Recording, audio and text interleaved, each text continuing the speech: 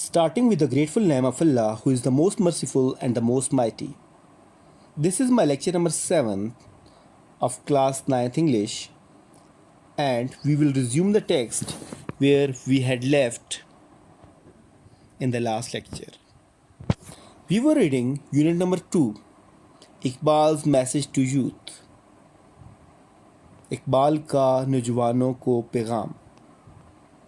And we were reading from page number 14. Today we'll start from page number 14, second last line. वही जहाँ है तेरा जिसको तू करे पैदा, वही जहाँ है तेरा जिसको तू करे पैदा, ये संग खिश्त नहीं जो तेरी निगाह में है. The youth of Iqbal is a seer. Iqbal का नौजवान या इकबाल का जवान एक सीयर है. सीयर का मतलब है बसीर, बसारत रखने वाला, मुस्तकबिल पे नज़र रखने वाला. तो इकबाल का नौजवान एक सीयर या एक बसीर है या मुस्तकबिल पे नज़र रखने वाला है. He source from his discovered star. वो प्रवाज़ करता है या वो उड़ता है. सोर का मतलब ऊंचा उड़ना. तो वो उड़ता है या वो प्रवाज़ करता है फ्रॉम हिज डिस्कवर्ड स्टार अपने दरियाफ्त शुदा तारे से या दरियाफ्त शुदा दुनिया से आगे निकलता है. टू द न्यू नोवा, एक नए तारे की तरफ. ऑफ ब्रिलियंस एंड इंस्पायरेशन, मुतासर करने वाले और चमकने वाले. तो एक नए चमकने वाले और मुतासर करने वाले तारे की तरफ निकलता है. यानी एक तारे को दरियाफ्त करके फिर अगले तारे की तरफ निकलता है, अगले तारे की तरफ अपने सफ़र को गामज़न कर लेता है. यानी इकबाल का नौजवान मुस्तकबिल पर नज़र रखने वाला है और अपने दरियाफ्त करदा तारे यानी दुनिया से जहानत और फ़िक्र की एक नई दुनिया की तरफ प्रवाज़ करता है. सितारों से आगे जहाँ और भी हैं, अभी इश्क के इम्तिहान और भी हैं. इकबाल का बहुत मशहूर ये शेर है. These are the views of Iqbal about the youth of the nation. ये इकबाल के ख्यालात हैं कौम के जवानों के बारे में. Iqbal wants to set, Iqbal चाहते थे कि वो तयन करें हायर बेंचमार्क, आला एदाफ का. हायर बेंचमार्क का मतलब है आला एदाफ. तो इकबाल चाहते थे कि वो आला एदाफ का तयन करें फॉर द न्यू जनरेशन, आने वाली नस्ल के लिए, नई नस्ल के लिए. He wants to inculcate in them, वो चाहते थे कि उनमें उजागर करें. इनकलकेट का मतलब उजागर करना.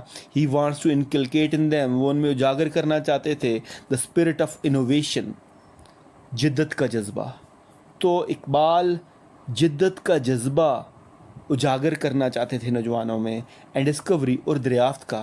Because youth are to lead, क्योंकि नौजवानों ने रहनुमाई करनी है. And take the nation to the height of self sufficiency, और उन्होंने कौम को ले जाना है ख़ुद इनसारी की ऊंचाई पर, एंड इंडिपेंडेंस और ख़ुद मुख्तारी की ऊंचाई पर. तो ख़ुद मुख्तारी और ख़ुद इनसारी की ऊंचाई तक नौजवानों ने इस कौम को ले जाना है. The youth of Iqbal is not a thinking Hamlet. Iqbal का नौजवान एक सोचता हुआ हैमलेट नहीं है. जैसा कि हैमलेट जो है, मैंने आपको बताया था कि हैमलेट एक शेक्सपियर का एक प्ले है हैमलेट. उसमें उसका जो हीरो है वो भी, उसका नाम भी हैमलेट होता है, उसी के नाम पे रखा गया है. तो वो उसमें डिसीजन पावर नहीं होती. He keeps on thinking.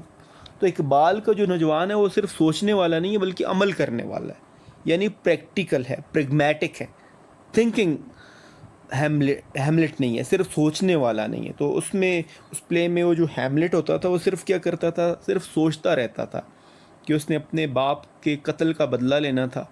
ये प्रिंस था हैमलेट, तो बाप के कत्ल का बदला लेना था और उसमें वो डिले करता रहा और सोचता रहा, और मुख्तलिफ़ सोचों की वजह से फिर वो आखिर में उसके साथ ख़ुद भी डिज़ास्टर हो गया. तो देखें, the youth of Iqbal is not a thinking Hamlet.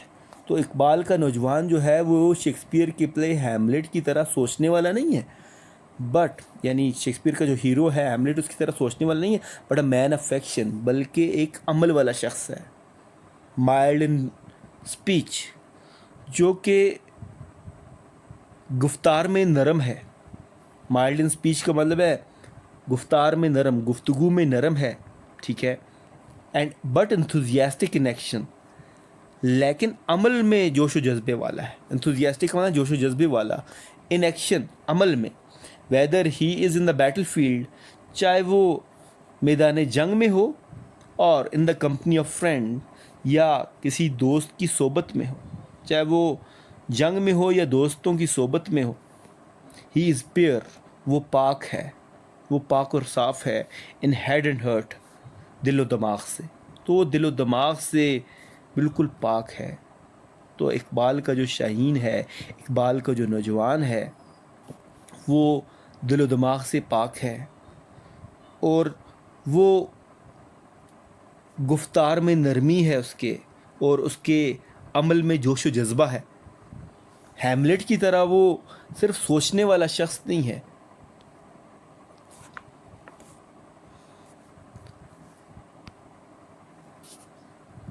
नरम दम गुफ्तगू, गरम दम जुस्तजू, रज़म हो या बज़म हो, पाक दिल लो पाकबाज।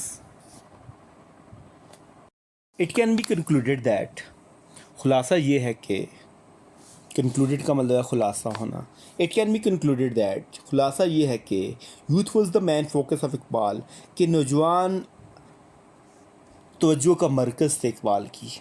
मैन फोकस का मतलब है तवज्जो का मरकज़ होना। तो it can be concluded that youth was the man focus of Iqbal. तो खुलासा ये है कि नौजवान इकबाल की तवज्जो का असल मरकज़ थे। And he declares youth a symbol of hope and future, और उन्होंने कहा या वो समझते थे, नौजवानों को एक अलामत समझते थे। सिंबल का मतलब अलामत, वो नौजवानों को एक अलामत समझते थे ऑफ होप एंड फ्यूचर, उम्मीद की और मुस्तकबिल की, ऑफ अ नेशन, एक कौम की। If young generation is ready to contribute, अगर नौजवान नस्ल तैयार है किरदार को अदा करने के लिए, to the progress and prosperity of उम्मा, उम्मत की तरक्की और खुशहाली में अपना किरदार अदा करने के लिए। If young generation is ready to contribute to the progress and prosperity of उम्मा, अगर नौजवान नस्ल तैयार है अपना किरदार अदा करने के लिए उम्मत की तरक्की और खुशहाली में, the day is not far off, तो वो दिन दूर नहीं, the day is not far off, तो वो दिन दूर नहीं, when the whole Muslim community, जब तमाम उम्मत मुसलमा, will rise as mighty power, वो एक बड़ी ताकत बनकर उभरेंगे, तो वो एक बड़ी ताकत बनकर उभरेंगे। Which no nation of the world will be able to subdue, जिसको दुनिया की कोई कौम हरा नहीं सकती है। शिकस्त, सबड्यू का मतलब शिकस्त देना, जिसको कोई दुनिया की ताकत शिकस्त नहीं दे सकती। तो कहता है कि वो दिन दूर नहीं, अगर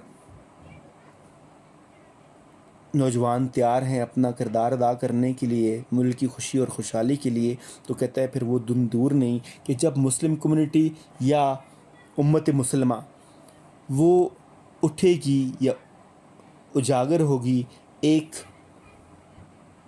बड़ी ताकत बनकर उभरेगी और कोई भी दुनिया की कौम उनको हरा नहीं सकेगी। आप उसके बाद मज़ार कायद देख सकते हैं लाहौर में।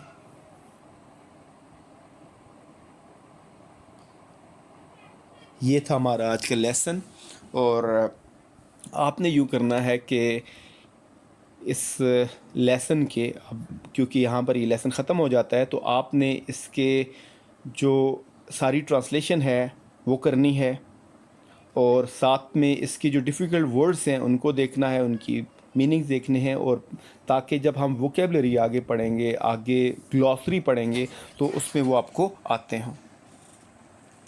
खुदा हाफ़िज़।